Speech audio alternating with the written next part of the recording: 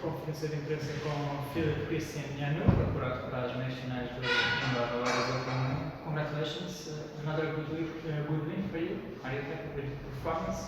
Thank you. Yeah, I'm happy. I mean, it was a tough match. Max was playing the finals here in Portugal not long ago in Maya, obviously on clay courts, but I was expecting a tough match because he's a big guy, he serves well, and the courts here are pretty fast, so I knew that I have to stay focused and take whatever chances I get. And what you have to do to get over him, because like you said, he seems pretty comfortable playing over him.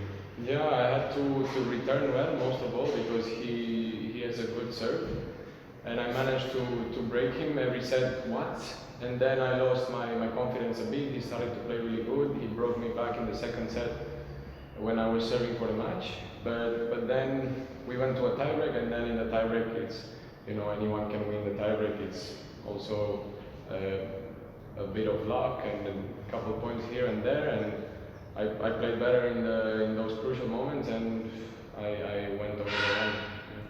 He likes to rush the opponents because he comes to the net a lot. Do you feel comfortable to play against a kind of player like him? I wouldn't say I feel comfortable, obviously, because if he hits a really good shot and he comes to the net, then you have to come up with a really good passing shot. I managed to do some of those today. In some of his breakpoints, actually, I hit some good passing shots, I was happy about those. And yeah, obviously it's a difficult style that he has. He hits the ball very flat. He's aggressive on indoors, and obviously on any court that is fast, it makes it even more difficult to play him.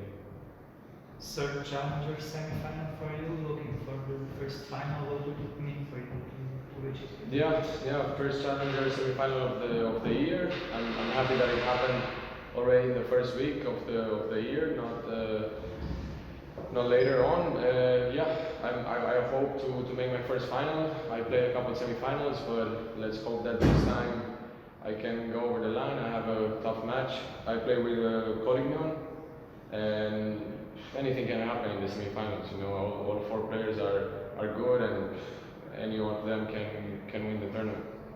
What do you expect from Collignon? Because it's a kind of similar to Norris, I would say, because he's a player who likes to rush the players as well. A big forehand. What do you expect? Yeah, I expect him to play good. I mean, we are friends. We play doubles together this week. We practice sometimes, and I know that he's in a good shape. He's playing good. He plays aggressive tennis. He has a good coach, and he's a nice guy. So I just expect us to have fun and to play some good tennis. What are your goals for this season? What are you hoping to achieve in 2023?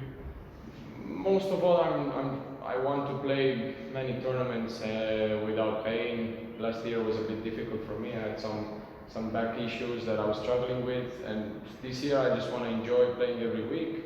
You know, play tournaments, play competitive tennis, and you know, ranking-wise, let's see what happens after a year, because I put in the work. I'm playing good tennis now, and obviously with some good results over the year, ranking goes up, and then it's a different story.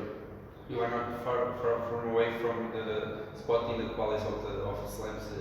I believe it's a goal for you as well to be in the Grand Slams. Yeah, of course, that's the goal. First of all, that's the first goal for everybody. I assume I'm close, as you said. Not too many spots for far away. Hopefully, I can, by the time French Open and Wimbledon come, hopefully I can be there if I keep playing the same way like I did this week. Are you based in Romania? Yes, I'm based in Bucharest. Yes, I train there. You have some big names in tennis, so can you talk a little bit about how it was for you going back? Yes, I mean we've had some good tennis players over the years. My coaches actually also play pretty good. Andre Pavel and Adrian Ungur, they are my coaches, and obviously they teach me a lot with their experience. It helps that they also play really good tennis, and I try to learn from these guys that were in the top already, and also I try to do my own thing, to play my game, to do what I also feel, and hopefully I can win some titles. And besides your coach, are you close to another former Romanian tennis legend from your country, like for example Anastasia, Sorana, Simona? Are you close from them? I wouldn't say close. Obviously, I know them.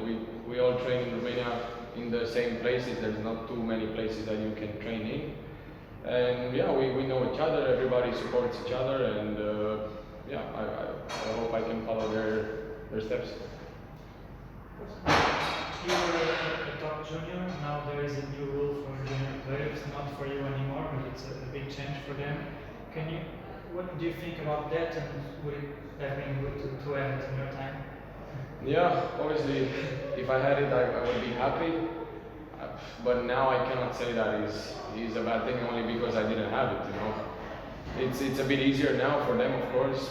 Eight spots in the main draw of a challenger is something. If you play good, you can gain a lot of points. Way easier than playing the futures, coming through qualies, which is a really tough spot to be in, physically and mentally. Yeah, I think it's a good thing that the ATP and the ITF did, and obviously they always try to. I feel like they try to have these better countries to even in this situation. And but yeah, what can I say? It's good for them that they have these spots. And what do you think about your transition to the juniors tour to the seniors professional? It was easy for you. What do you think? I wouldn't say it was easy because coming from a country like Romania is, trust me, way tougher than coming from a country like France, Spain, Italy, because we don't have any tournaments, any big tournaments, so we don't get any wildcards, you know. And the wildcards, to me, they make the difference if you make it to the tour fast or slow. Because if you play one match on 45 points or you play one match on 1-2 points in the futures, then there's a huge difference, you know. And coming from Romania, it takes, or country similar to Romania, it takes a bit more time. You need to stay disciplined, to practice a lot, to grind, and to not give up when you lose matches in lower ranked events. So I was fortunate that I didn't stay too long in the futures. I won some pretty quickly, then some decent results in the challengers that helped me play more of these kind of events, which are obviously better points-wise and conditions-wise and everything. And did you have support from your federation growing up? For some part yes, but not what I wish I had. Not like the big federations in the world of tennis, you know. So there was always room for better. We always need a better system, but I'm not the one in charge of that.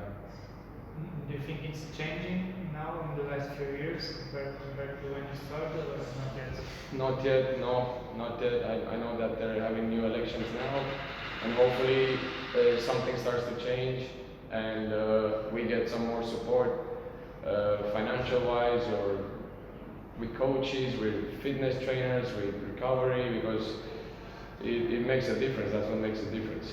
But it seems like from the outside that you guys have more girls than boys playing at the highest level.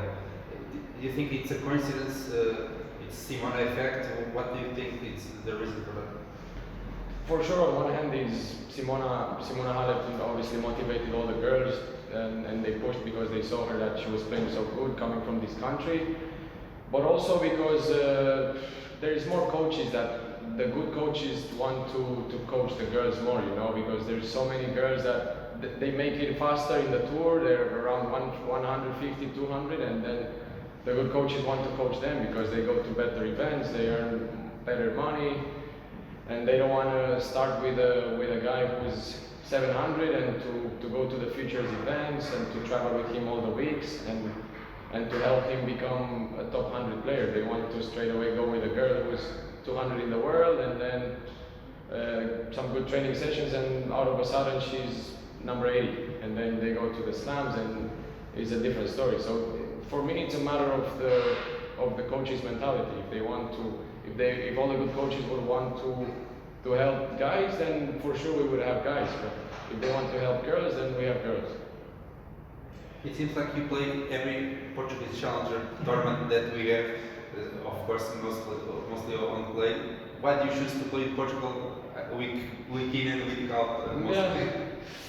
This one is a coincidence. I don't plan, but because when we signed the tournaments, we signed 3 weeks before the tournament. So most of the times, this is where I got in. You know, I signed more places. I got in here, and for me, Portugal will always be a choice because I really like it here. This club is nice. Lisbon is nice. The hotel is great here. I came here, through maybe 4, 5, 6 times, but I enjoy it every time I come here. I played good most of the time, so for me, it's a place that I really look forward to come to. Did you prefer the clay tournaments or the indoor hard? After these couple of days, I would say the indoor hard. If you asked me 4 days ago, or if I lost in the first round, 7-6 in the third, then probably I would say the clay courts. But both of them are good. They are nice. The organization is nice. They take care of us really good. So I enjoy both. Thank you. Thank you, guys.